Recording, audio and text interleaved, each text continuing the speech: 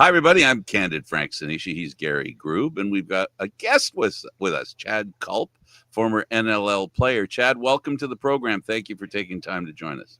Thanks for having me, guys. Here's the first question. Always a good one. It's a real brain teaser. That's actually very simple. How'd you pick up the stick? Well, I had a couple cousins that grew up playing. I started when I was around 10.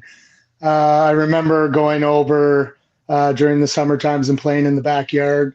And then that got me pretty well hooked.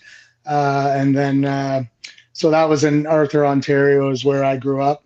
And then, I started playing, I guess we'll call it U10 now, or U11, sorry. And that's when I picked it up and started playing in Arthur, Ontario. What kept you in it? I guess, well, my first ever game, the first shift, actually, there was a good player named Jared McDougall. He was the draw guy, and he was like, go stand beside the net. And he won the draw, and he ran down on, I think it was like a 2-on-1. He passed me the ball, and I scored right away. And then he goes, do it again. So we did the same thing, and I scored again. So my first shift, I had 2 goals in like under a minute. So, I mean, that didn't hurt. So I guess I just kind of came easy to me and fell in love with it from there. What have you taken out of the game? Having played, what are some of your best memories? Some of my best memories, I unfortunately never won a provincial championship with Arthur, but a lot of good childhood friends that I'm still friends with, obviously, today, growing up playing with them all those years in minor lacrosse. And then from there, I actually got drafted to Kitchener and traded right away to Orangeville. So then going there and developing relationships with a lot of those guys and going to 2 Minto Cups, but not, unfortunately, not being able to win. But just a lot of good friends through lacrosse, a lot of great people I've met. So I would say that a lot of good friendships. Yeah. And you were playing in a lacrosse hotbed as well. So as much as you appreciated playing, it appreciated you too. It didn't hurt. It didn't hurt for sure. It's not that Kitchener is, a bad junior A organization, but I think, at the end of the day, what got me to the NLL was probably going there. And Lindsay Sanderson was my coach all 5 years. So I think I learned quite a bit from, the Sandersons and just everybody in Orangeville, just because of the love they have for it. And, it's easy to get hooked even when the town rallies behind you. And so, I'm not saying I might not have made it if I went to Kitchener, but I think, going to Orangeville definitely helped me. Well, a small fish in a big pond grows faster than a small fish in a small pond. Yeah, for sure. Right? You got a lot more to learn, and your upward mobility increases because you have so much in front of you that you can take. For sure. And a lot of good teachers there, for sure. Absolutely. Gary? The Orangeville program, when we've had guys on the show before, they're almost more excited to make the junior A team than when they were drafted into the NLL. Let's talk a bit about the culture of the team, because with so many great players around as coaches, because everybody keeps giving back, being part of that culture, what was that like just, coming in? You said you got traded from Kitchener, so here you are, and it's like, wow. Yeah, it was kind of an eye-opener. My first junior A game I ever watched or anything, I played in. So just, I don't know, like growing up in Arthur, not really, the closest junior A would have been probably Orangeville or Kitchener. They're similar to the same distance, but I just never went and watched as a kid. So going there and just experiencing the town of Orangeville, how they get behind, and every home game was not a sellout, but it was pretty busy at the Bunny Barn. So that just and the culture. I think their minor system so well is because, like you said, they give back. Like a lot of those guys I played with would, after they were done junior, would go and take a minor lacrosse team, right? So it's just, they teach the same philosophies all the way up, and a lot of it's on hard work, and it just gets instilled in those young players in a minor age. And once they get to the junior, it's like, they're a well-oiled machine by the time they get there. And that's, I think, why Orangeville is so successful. Just how they give back, right? They have such passion for the game there. So that's a big reason why I think they do so well. Right. To me, I think it's almost the closest thing we have to the Friday Night Lights idea in the U.S. and that idea in Orangeville, and I think it's just the case model. Yeah, for sure. I don't know if the whole city shuts down, but like a Friday Night Lights, like I always remember like the signs on the stores, right? Stores closed, football game or whatever. But no, yeah, like especially being in Canada, right? Like usually hockey comes first, where in Orangeville, it's, hockey's still big there, but lacrosse comes first there. Absolutely. Now with the couple of Minto Cups you won, do you have a favorite memory that comes to mind of something towards that? I guess the Ontario finals would have been my second year with them. The final game, I think I think we beat them 4-1 St. Catharines. I'm not sure if I'm right or not, but the final game, I think I had 4 goals, and it was against Vino too. So, so that was one of my memories going to the Minto that year for sure. Right. What do you think improved the most while you were there towards getting you in there? Because such a tough program, toughness, discipline. What do you think was that last to get you to the NLL? I think lacrosse IQ, to be honest. Like, I always had decent skills, and it's nothing to take back from my minor lacrosse coaches. But once I got there, I was, I could play the game, but then I was taught like the IQ of the game. So I think that's what kind of got me over the hurdle to that next step to make the jump to the NLL. Right. Now you were drafted in the first round. You're drafted 9th overall. My favorite question to ask personally is your first training camp. Was it what you expected? To be honest, I didn't really know what to expect. I was 19 at the time, going down to New York. So to the Big Apple for a 19-year-old kid who grew up in the town of 2000 that was an eye opener for sure. Flying into LaGuardia and then just seeing, downtown Manhattan and all that. So I was kind of, out of my element a little bit there, but just the pace, right? I was still pretty tiny then. I'm not very big now, but I probably weighed 160 soaking wet. So just the speed and the strength of all the players I was playing against was, I was obviously nervous going in, and then once practices and the training camp started, you kind of settled in and maybe I can do this type feeling. So, and just with what Orangeville teaches you with the hard work, just go out there and try to work your hardest and see where the chips lie. Right. Now, over your career, you were in a number of teams.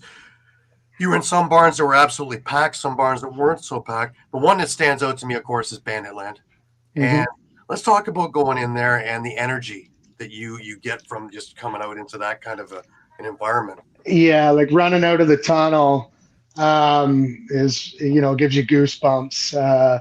The hairs on the back of your neck definitely stand up. And then what I could always remember was like the national anthem, right? And when they, and the bagpipe, you can't forget the bagpipe, man. It just, the atmosphere there it's unreal. It is by far the best in the league. And you know what? Like, I'm glad I had the opportunity to play there. I actually was a free agent when I went there. And I had a call from Terry, was the coach and GM in Toronto. and then obviously Darris in Buffalo. So I made a decision where I felt I had the best opportunity to make the team and contribute. And at that time, I felt like it was Buffalo, even though Toronto's in my backyard, right, and a little bit closer. But I'm glad looking back, I'm glad I made that decision. It was the excitement the fans bring there is it's unreal. It's You almost fit in that, speechless. you fit in that program beautifully because, again, we go back to the Orangeville thing and the work ethic of your personal game, and it really fit into that kind of the Banditland experience of, the grinding and the toughness. Yeah, especially how Darris liked to coach, right? He was, no nonsense type coach. So he let you know if you were, not contributing, not pulling your weight around there. I remember one year we were on a bit of a slide. I think we lost maybe 5 or 6 in a row. And at practice, he had a individual player meeting, and I was scared shitless going in there, obviously with Darris, right? So you go in there, and actually, he didn't have a whole lot bad to say. There was some few things, but he liked obviously the way I worked, and that's I think why I played so long in the league, right? Because I worked so hard and and didn't take a shift off. Well, at least didn't try to take a shift off, and so it actually wasn't as bad as I was anticipating. But it was Darris, no nonsense type coach team for sure. Right. You played 15 years. What really kept you motivated? Because, man, that's a grind, especially when you have to keep a regular job too and a family and everything else. That's a grind. Yeah, love of the sport, I guess. Like, we're not doing it for millions. So, just love the team camaraderie, right? Like, I remember asking JT at the end of his career, like, I don't know how old he was when he retired, but he was almost 50, I think. and just asking him, and he would always say it's the team camaraderie. And he's a jokester. If you don't know him, he loves just being in the locker room and with the guys, and he's always joking around and that stuff is, why you play, right? You're kind of, that's your family away from your family at home. So, it's easy to buy in and love going to the rink when you're going with your buddies. Yeah. He makes a point also telling his players all the time that the people out there paid their hard-earned money to watch you. So yeah, for sure. The thing you can do is give them a full effort, right? So for sure. Yeah. Well, lacrosse is the only thing really I know that goes 12 months a year, because you finish 1 year into the next, and you had a good career in the MSL as well, and you won a Mann Cup with Peterborough in 2012. Talk about that. I know you never even gotten to the finals up until you got into Peterborough, and here you are in another storied organization. And a little bit about that.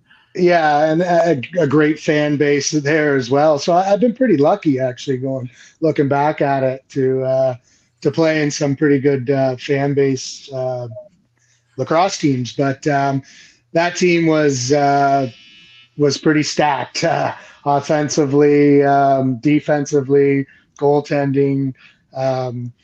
That Mann Cup, I remember we went down 2-0 to start the series, and I actually was a healthy scratch the first 2 games, and then they put me in the third game, and then we won, and then I didn't leave. Right, we ended up winning 4 straight, but just going out there and playing with the likes of Junior and JT on your left side, and I think maybe Vitarelli was the other one, right? So I don't have the ball in my stick very often when you're out with those guys.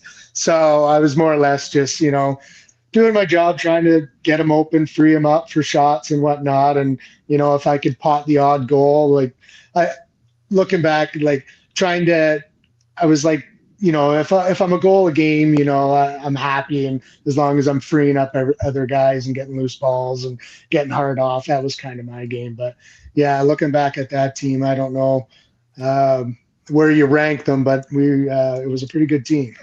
Oh, definitely. Now, I love summer ball. I love it more than the NLL, really. Mhm. I think it's more of a grind. I think it's more of an exciting game. It's more physical. How in the heck do we get the people back in the arenas? We used to have full arenas. How do we? Yeah, maybe. I almost feel like crying when I go into Brampton and I'm one of about 12 people in there. It hurts me. Maybe market it a little bit more. I don't know. Like, do people know that there's even a senior A lacrosse? Like, you have the regulars, the guys that know, right? But are you attracting new fans? But I don't know. Would you know that they even exist in Brampton? Probably not. If you didn't already, right? So, Right. I think you got to get out into the community and do stuff with the minor organization. Kids probably know there's a senior team and stuff like that, but I don't know, even giving a kid a free ticket so he brings his parents and his buddies or something. But that's a great question. If I knew that, even in Owen Sound, we'd be doing better. But I know Steve McCarthy's going to attack games and setting up a booth at the attack games this winter, trying to draw more fans in, right? Just get us out in the community and that. So it's going to be a nice 1-2 punch. McCarthy's actually on next week, so I can't wait to talk. Oh, nice. There you go. Because him and I go back to the Brampton organization too. We're on the board together. So, nice. But yeah, again, I was talking with Eric Peroni about it, and at least they're trying to get in with the Oshawa Firewolves now, and get announced in there so you can let the people know who are coming to NLL games that there is summer ball and it's not far away. And I think that I think you're onto something there, especially is the marketing idea. Let people know that there's a game because and even like a team like Six Nations, obviously, like who wouldn't want to go watch a team like that? It's a NLL All-Star team, right? Absolutely. So, like you said, it is. I liked it too. I like the NLL too, but it is more of a grind, especially those 7-game series to even get out of Ontario to get to the Mann Cup is a grind, right? So it's a little bit more physical, I think, too. That, like you said, it's a great product, and I don't know how, if you're not a newcomer coming in to watch a lacrosse game, how you don't get hooked personally, but absolutely. maybe with the confusion with a bit of the rules, but I mean, somebody explain. I know I've been part of franchises that were new, and in between the TV timeouts, they would have like we'd be up on the jumbotron demonstrating, an illegal pick or a high stick or a checking from behind, stuff like that, just to help, right? So especially those newcomers. See, that's a great idea to do it again, because just to get the new, as they're expanding NLL as well, and the idea of marketing. I've always said it, marketing to the kids. If you market the party like they did in Mill, you sell one ticket. If you market to the kids, they're not coming by themselves. Dropping off the arena and say good luck. Mom and dad are coming, brother and sister coming, aunt and uncle coming, grandma, grandpa are coming.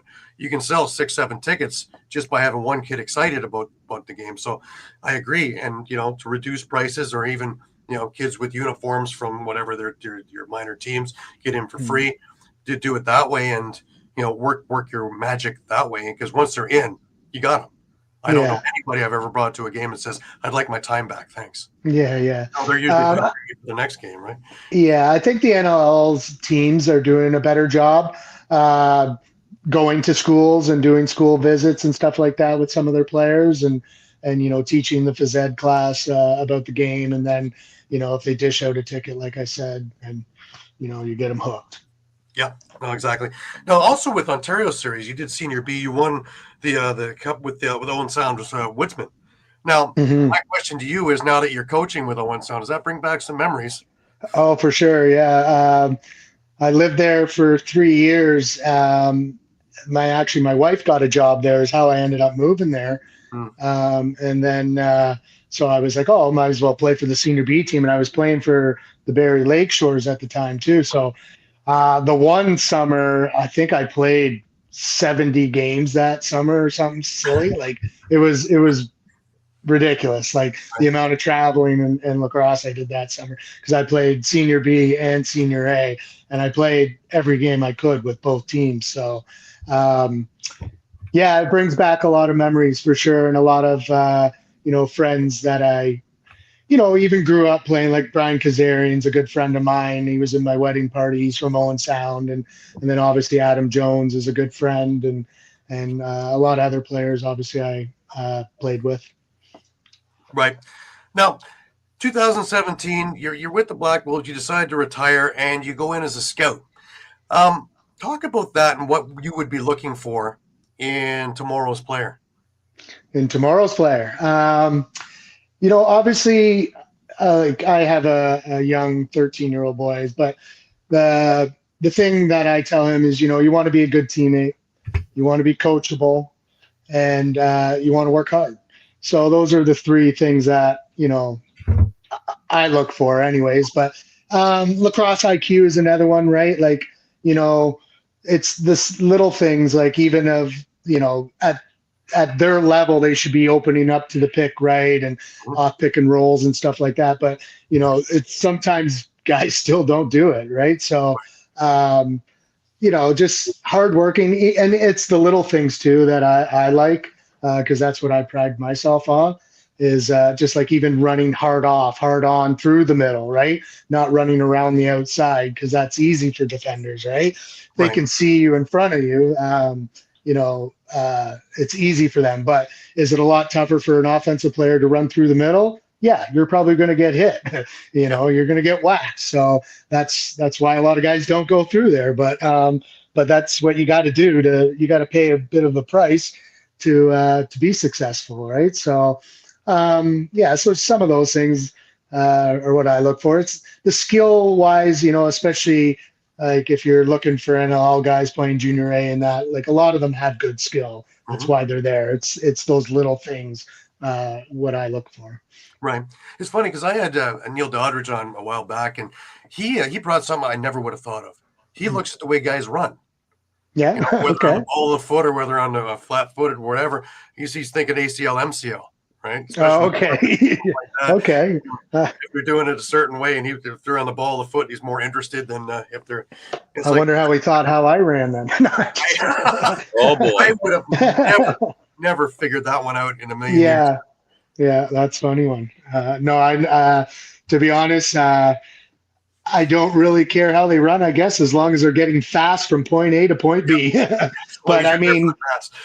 Yeah, like anything can happen on a lacrosse floor with an ACL or MCL, right? Like, so some of that stuff is uncontrollable too, right? But it is a different way of looking at it. That's for sure. Yeah, for sure. Let's talk a bit about you heading into coaching. The first one that you had really was with Team Israel as an assistant coach in 2015. How did that come about?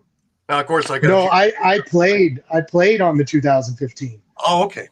Yeah, I played that year. That was their first year being in the Worlds in Onondaga, right? So I played that year, okay. and it was, coming into it, it was Brad MacArthur was the coach. He was the head coach there. Jason Crosby was the offensive coach, and David Denenberg was the D coach.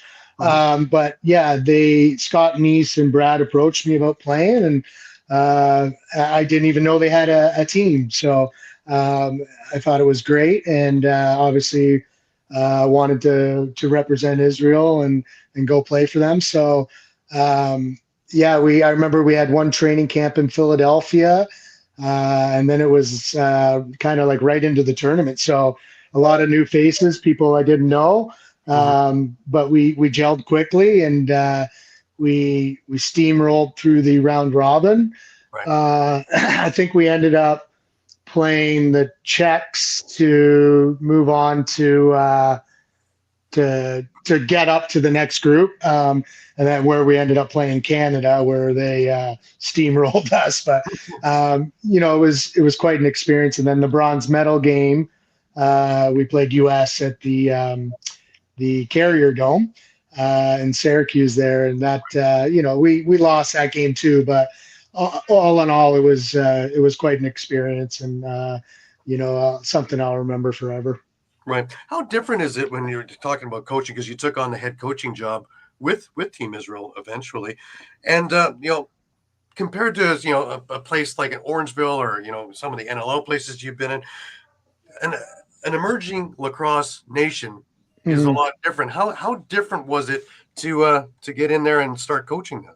Well, it's a lot of teaching, obviously, right? So a lot of field lacrosse players, but not used to the indoor box game. Right. So there's a lot of teaching going on. But what I love most about them is they're so coachable. They're constantly asking questions. What can I do here? And they're quick learners.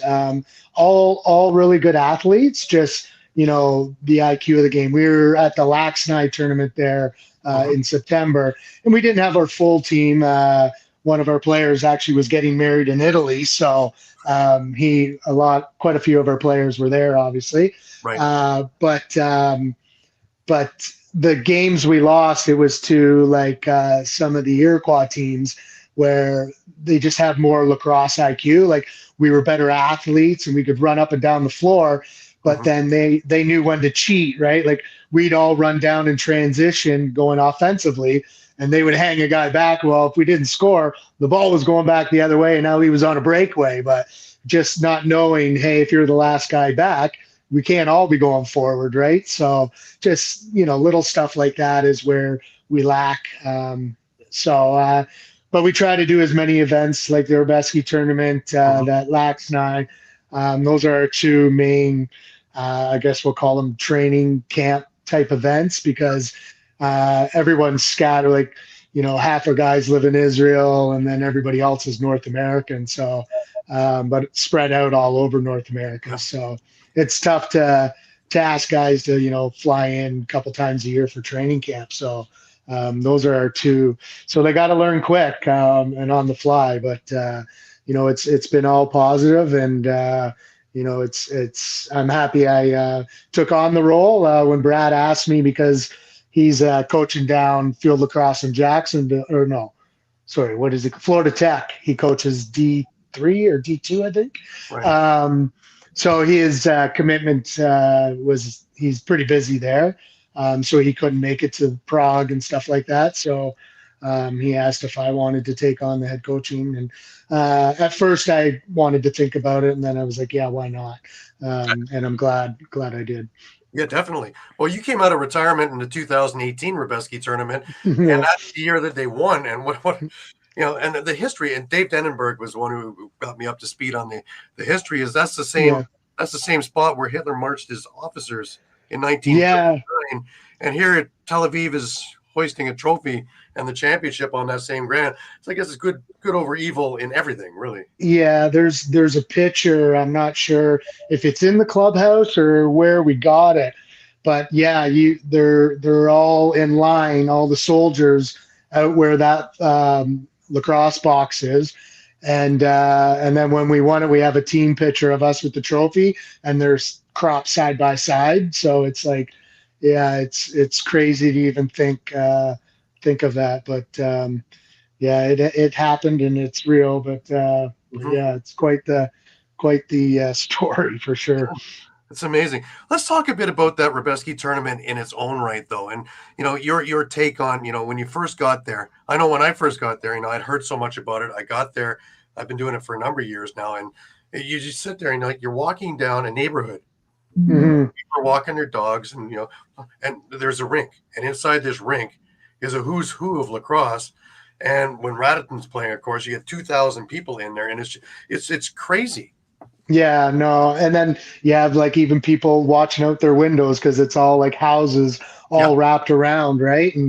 And like you said, when Raditon's playing, it's they're loud, they're cheering, they're chanting, they got songs and stuff. Like um, last year, we ended up playing them. I think it was like maybe the sixth or seventh place game or whatever. But we have a young Jewish boy from Raditon. He's only Danny Haylett, I think is his last name. mhm. Anyways, um, Jake and Matt Flapen, who have been going to that tournament for I think they're over 10 years easily, and have stayed actually with his family because they knew they're Jewish, and knowing that Gold Star's Tel Aviv, so they connected somehow, and they've actually stayed at Danny's parents' house.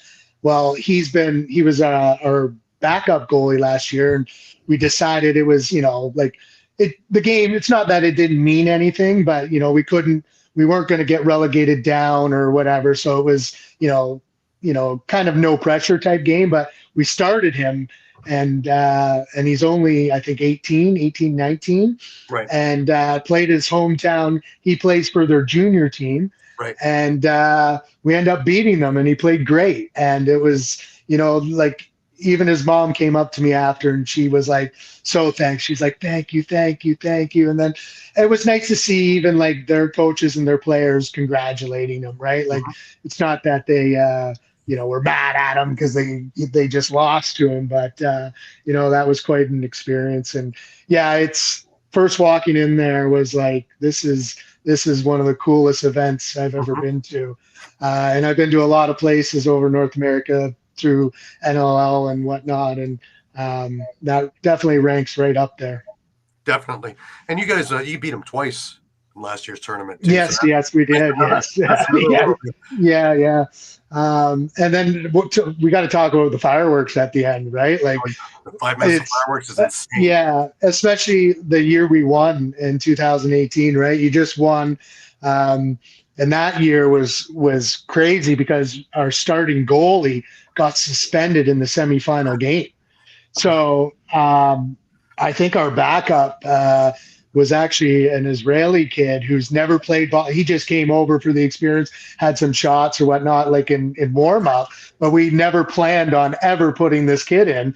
And now we're going into the finals for first place, and we can't start him. So we end up picking up, I can't remember the guy's name, but he used to play for the Czech national team. Right. But for whatever reason, I think he got beat out by a guy, so was kind of mad at the national team. So, so had like semi-retired, and Scott Neese is the one that gave us and we end up contacting him. Hey, do you want to come play against? I think we played Nova Scotia maybe in the final that year, but do you want to come play for the final? So we came in, and we end up winning with this guy who hasn't played in like 3 or 4 years or something like that. Amazing. And then the fireworks after is just, there's houses all around. You're like, is this legal? Like, I don't think this would fly in Canada, right? Like, like it's a really good pyrotechnic show, man. It's unreal.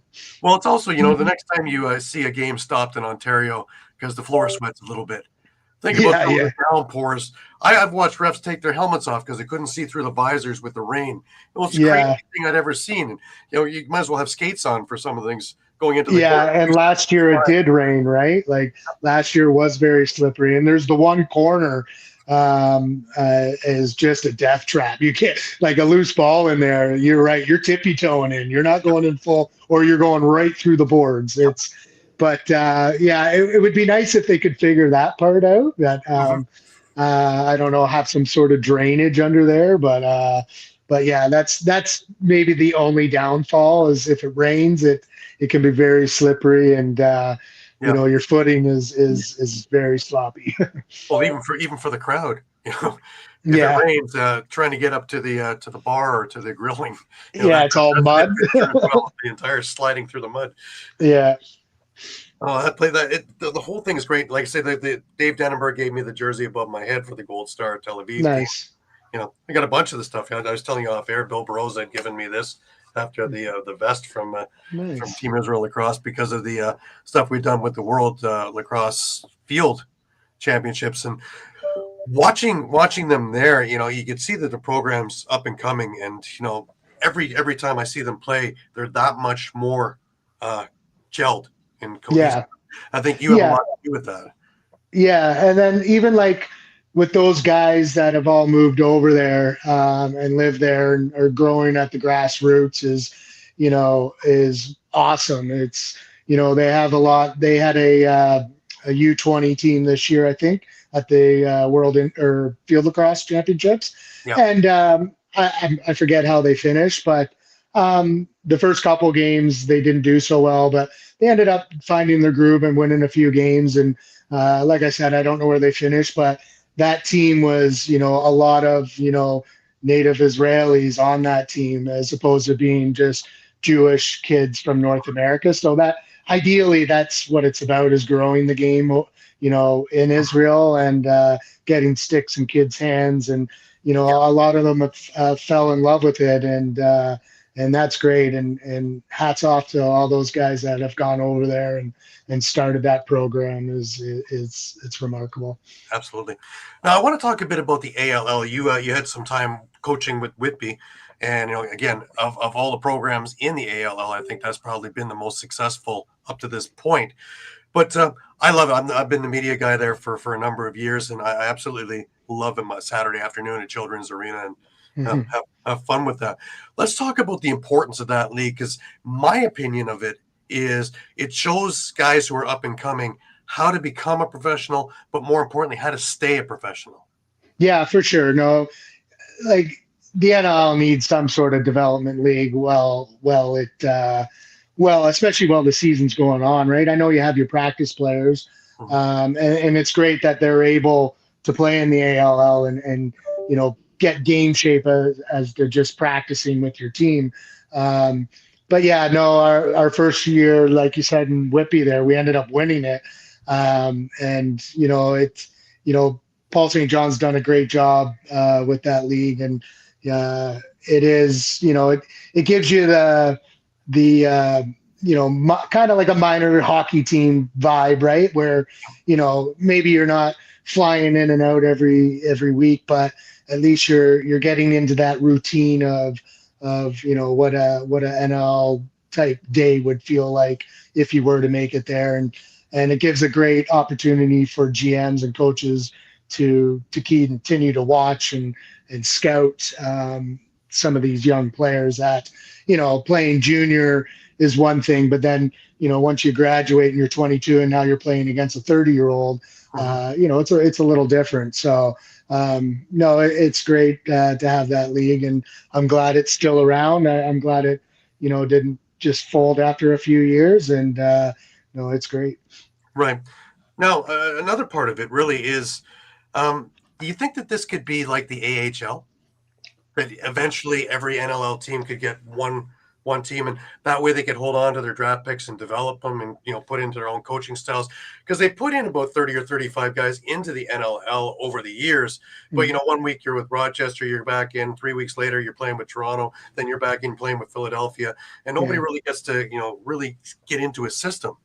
Yeah, no, that's a great idea. Like, I hope they could do it one day. Like, I think it would only make the NLL more successful, right? Like, instead of, a guy, like you said, has played here, played there, now you're kind of bringing him in to teach him a new system or whatnot. If you could just, kind of have your minor league coach implement, what your systems are. And it's, guys would bounce up and down from NLL to the minor league, we'll call it. And I think it would only make the NLL more competitive. And I also think like NLL needs to go to like a full-time, this needs to be your only job where you're committed 100%. Like, I love the summer league as well, but I think it's got to be, that league could also be more like development, like the ALL is, right? Where NLL guys just play in the NLL, right? They play 30, 40 games a year. I don't know if you could do 80, but, started off somewhere in that range where they can make a living and just focus on lacrosse. Right. Like you said, at the end of my career, like I'm an electrician as well. So I can remember when I was with the Bandits, I was actually working out of town with my electrical job. I was working in Belleville. And then on Tuesday, I would have to drive to Six Nations. So I'd have to leave I forget how long it took me. It was at least 3-4 hours. Yeah. And then I would practice while I was living in Guelph at the time. So I would drive to Guelph, sleep there, wake up at 4 a.m, and then drive back to Belleville to work. So like you said, it's a grind, right? So I'm surprised I even lasted that long at the end of my career. And then having kids is adding another job on top of it, right? So lucky I have a great wife to do most of the heavy lifting at home. But like if guys, like you said, could focus on it full time, I think it would just elevate everybody's game even that much more. Right. Nowadays, especially now that the money is starting to come up a little bit and we finally have the TV and things like that, maybe that's in the cards, not in the too distant future. When we had Sakavitz on, he was talking that this was roughly like the NHL of about 1976, where TV is already in there a little bit, but the big explosion hadn't hit yet. And I'm thinking that Olympics in 2028, that could be the one that sends us from floor 3 or 4 to here if it's done right. Yeah.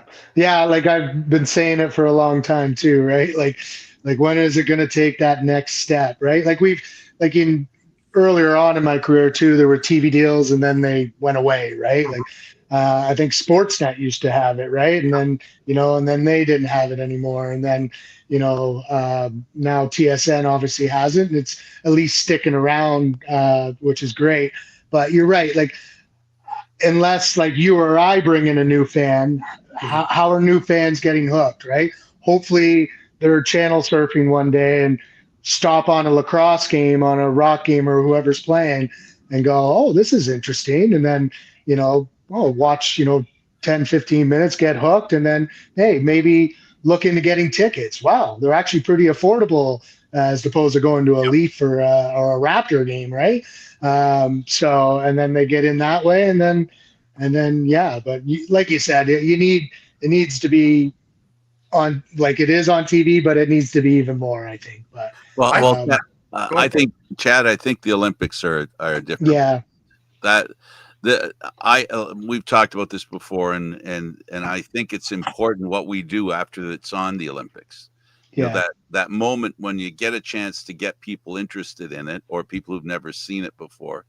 Because at the end of the day, when it comes to the Olympics, these are people who are interested in sports, but not specifically watching for any specific sport, right? You're watching the whole thing. It's like going to a buffet, right? And somebody says, okay, we're going to turn you loose on a buffet for a couple of weeks. You want people to stop by and check out what the lacrosse tastes like.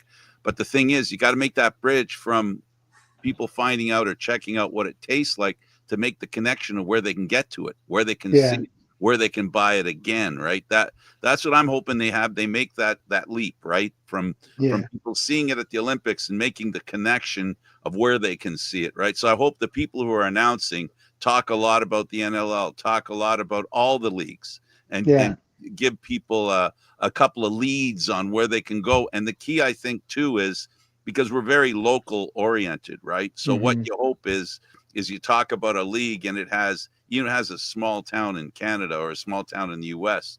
The people go, oh, we have a team right there, and they might go and check it out. The point is they've got to be like a buffet. They got to be out there for the people to try. And then hopefully they'll enjoy it and want to come back to the buffet. Yeah.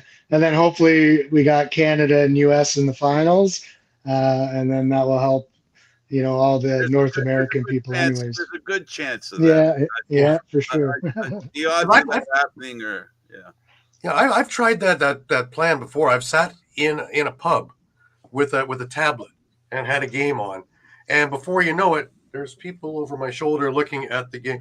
And I've tried to Chromecast it on there. And, slowly but surely all the heads are going to the game. It's a very magnetic game. Like I say, I don't know anybody who's gone and seen it who said, I want my time back. So, to have it on linear TV, it's great to have it on Plus, ESPN Plus, TSN Plus. That's great for us. I'll watch it on a washing machine if I have to. But to try and get somebody to shed out some money who doesn't know what they're watching, linear TV, at least a game of the week, like we're doing the TSN Friday night lacrosse thing, at least a bar can turn it on to TSN and this game will come on and it's there. And if they can do that, one of those heartwarming things, it was a Halifax game And it was a couple of years ago. I'd wandered into it and on every TV there was the Thunderbirds playing. It was like, this is awesome. I've died and gone to heaven. Like on every single TV, no matter where I went, it was there. It was like, this is great. Finally. Yeah, like before, the lacrosse fan could watch it, but we had to find it, right? We had to go stream it, like we said, or on TSN Plus or whatnot. But yeah, it needs to be where somebody's channel surfing and is just like there, or like you said, a bar. Hey, can you throw on a sport event? Oh, well, this is the only thing on right now, and it's a lacrosse game, and get them hooked. But absolutely, yeah, like you said, lots of goals, physical, fast paced, back and forth. Like, I don't know, like, what is there not to like? Like, exactly. Now, I also want to hit, because I'm a big proponent. I've always been dwelling on this about All-Star games. You played in that All-Star series in Melbourne back in 2009. Talk about that a little bit, and then I want to get into, are we missing the boat on not having an All-Star game yet? Yeah, so that one was like, I literally got an email. Hey, would you like to go to Australia, all expenses paid? And I was like, oh my God, I hope I'm not too late. And I immediately replied. And then, yeah, we went over there and ended up playing 2 games, I think. And yeah, even it was in, I forget the stadium who's the big Australian player? What state? I forget what stadium it would have been called, but it was where the tennis Right. facility is. So yeah, we played that, and I don't recall if there was a huge amount of fans there, but like we did a bunch of social events throughout Melbourne and stuff like that, and there was there's great lacrosse history there. Actually, we did a couple school visits too, and they're very knowledgeable on that. Right. I think more field lacrosse, but yeah, that was great. A lot of great players that went over there too. But I think so. Like with lacrosse, like you watch the other professional sports all-star games, and lacrosse is still pretty physical. So like for all-star games, like our guys going full out, no, but you get the creativity though, right? Like the John Grant Juniors behind the back, under the leg, like whatever goals, right? Like that's still entertaining. So it might not be in your face like a normal game, but I think so. Like, because I think the creativity with lacrosse is pretty unique, and some of the passes and stick stuff guys can do is pretty phenomenal. So I think so. Like just watching that. I mean, obviously I'd be interested, but yeah, I think they're missing the boat a little bit there. Let alone the skills competition. The PLL make a real spectacle of that one weekend in their summer, and having the game is almost an afterthought. By the time you get the skills competition going on, and the men and the women and everything else, they've included everybody. And here we are with the NLL, and it's like, Yeah, when is the last time? When's the last time? 2010. Yeah. Nice. And that was kind of thrown together kind of strangely, and I think it was in Buffalo, and it was a weird event. But you could throw it in a new market, like where they don't have lacrosse or whatnot, or I don't know if that would work or not, but like maybe try to get some new fans that way, or a franchise there eventually. But yeah, I think they are missing the boat. Like I said, the creativity in some of these guys, especially these days, is pretty phenomenal. So I think it would be fun to watch. Right. Well, Frank came up with the idea of doing it like the old NHL thing of having the champions team, whoever won last year, being at Buffalo now, have them host it, have a year to market it. And then they play against the league all-stars. So you have a game that actually means something, because Buffalo doesn't want to lose to the all-stars, and the all-stars don't want to lose to Buffalo. So, it's just worrying about injuries in a game that doesn't mean that's right. That's the thing, I think. Yeah, the injuries, but right. Just a couple more things is looking at your thing. What are you most proud of about your career?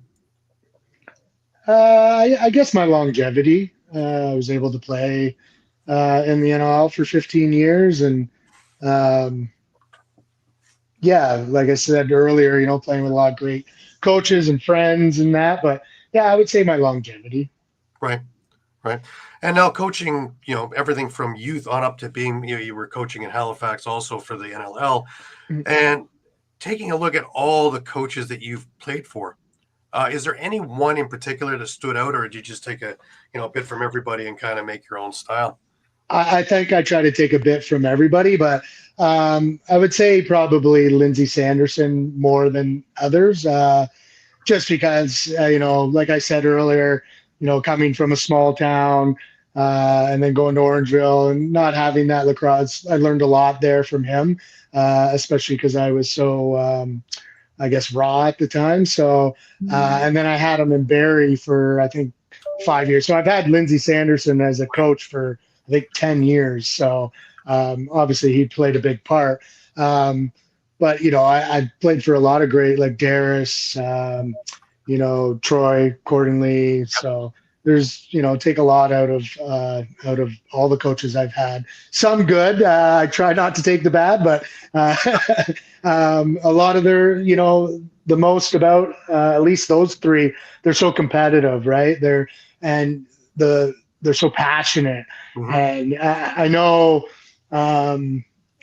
sometimes the way it's coming off, they maybe don't mean it that way, but they're just so passionate and fired up and want to win so bad that it might come off where, like, holy, he's yelling, like screaming this and that at me, right? But you just learn to take what the good advice out of it and use it, right? So, I try to take a little bit of everything, or all the coaches that have coached. Accordingly comes to mind when you're talking about that kind of passion. Yeah. He's fired up. He gets fired up, and I sometimes let that too. I'm working on trying to let my emotions not take over, but it's tough, right? I feel like I'm a passionate guy too, and hate to lose, and but you got to rein it in a little bit. I got a question I want to ask. Yeah. When was the moment you realized you were, other than getting a check, and I don't mean a body check, I mean, when did you realize that you were actually a professional lacrosse player?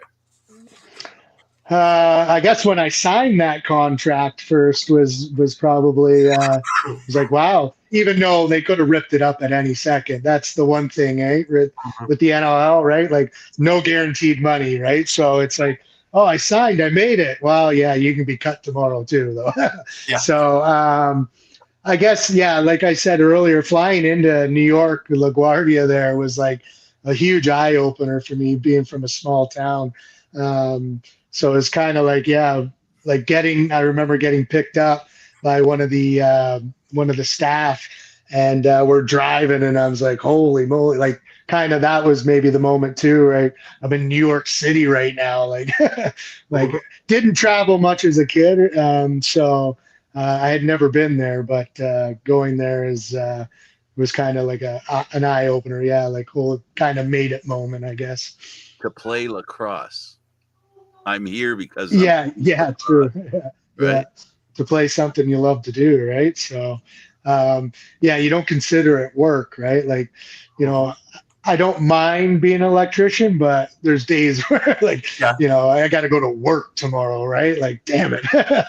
Where, if I had to go play a game, I'd be looking forward to it. You know what I mean? So that's the difference. You don't like the nickname Sparky? No. You don't like that nickname? No, because that's what we call all electricians. We call I know. Yeah, right? and we called her once or twice. Yeah. Well, I'm shocked to hear you're not a fan of being an electrician this much. Oh, I get that. I get a charge out of some of my comments. Oh wow, you're on fire. Wow. Right now, Gary's reaching for a pole to hit me with. That's funny. Right through the TV or the camera. It's funny because we're talking about being from a small town and going into New York, and again, Larry Lloyd had to mention that he was part of the Wings in '74, and here's a bunch of kids from Peterborough, never really got outside of the Clarington, Peterborough area. And here they're going to Philadelphia. Well, the Philadelphia Flyers won the cup in the afternoon, and they're playing their first game at night, and the city is losing its mind. And here are these kids from Peterborough going, what in the heck did we just Yeah. go into here? And, Wasson, he brought the thing up going, everything that we're striving for now, we had. The big arenas, they played in the Spectrum, they played in the Nassau County Coliseum, they played Maple Gardens, they played all the big barns. And TV, they had ESPN, and you had all these other things, and we had 40-game seasons, and all the things that we're striving for, we had, and we can't get out of our own way, and have to keep restarting, and be like an Etch-a-Sketch, and whoop, we start again. Yeah. So let's hope this time we're the longevity thing. What excites you most about the future of lacrosse? The Olympics, I guess, is a huge thing, like you guys brought up earlier. Like to be on the Olympic stage is, kind of wish. I mean, I doubt I would have been good enough to make Team Canada, but maybe Team Israel, right? So, just being on the Olympic stage is going to be, awesome for our sport. And like we were saying earlier, hopefully we can, get over that hump after the Olympics, and I look forward to it growing and being one of those major sports in North America, and seeing highlights on TSN and that all the time, right? Not just, if there's a nice goal or something like that. Right. Like seeing, actual every game on there. And like I said, I've been saying it for a long time, but hopefully the Olympics, like you guys said, get us over that hump. Right. What's your thoughts on sixes, though? I like it. It's back and forth. I feel bad for those goalies, but it's different. Obviously, it's not to what we are used to, but it's entertaining. It's back and forth. Lots and lots of goals, and so it's obviously not where we're traditionally used to. So I can see how some people won't like it, but I think it will draw new faces into the game, and just if they see that, and hopefully they'll like we said earlier, go see if there's a team close to wherever they live, and follow it that way. But I don't mind it. Like I coached my daughter's sixes team this year, and we only had 8 runners, so those poor girls were pretty gassed at the end of those games. But it was fun. I liked it. It's funny because I had thought maybe if we made the nets 4x4 instead of 6x6, but it was Bob Tearing who had brought up the point. We got guys that are so accurate as shooters that they can hit anything that they want. If you give them just that little spot there, you're going to kill a goalie. Yeah, it's more chances they're going to get hit. Yeah, maybe 6x6 is a better idea, and just maybe let them pick corners. And you feel bad because there's so many goals, but like you said, at least they're not taking it off the legs all the time, right? If it was 4x4, like how would they hold their stick? They would have to hold it like a box goalie, right? You wouldn't hold it up here. So and it would have to be more, get your body in front of it. So if you want to give protection, maybe. Yeah, for sure. The final thing I've got for you is, what do you want to be remembered for in this game? I guess being a good teammate, the guy who sacrificed his body and put everything he had when he played, and like I said, coachable, like just some of those things that I was saying that I look for in a player is right. I tried to play every game the hardest I could. So, and tried to be difficult to play against. So I know probably not well liked by all defenders, but maybe some of my low picks, but, just tough to play against, and gave everything he had. Right. I really want to thank you for taking the time to talk with us about this and talk about your career and all the exploits in it. And I look forward to seeing you around. Well, at Rebetsky, I look forward to seeing you around the summer in SL and with Owen Sound, and it should be a lot of fun. Really appreciate you taking the time. Yeah, thanks for having me, guys. It is totally our pleasure. All right. For Chad, Gary, I'm Candid Frank. Thank you for watching, everybody. We'll see you again next Thursday, 4 o'clock, where we talk lacrosse, whether it's today, yesterday, and we're hoping for big days tomorrow. At least we hope our conversation leads to that, like we make a difference, because we know how important we are. Thanks for watching, everybody. We'll see you next week.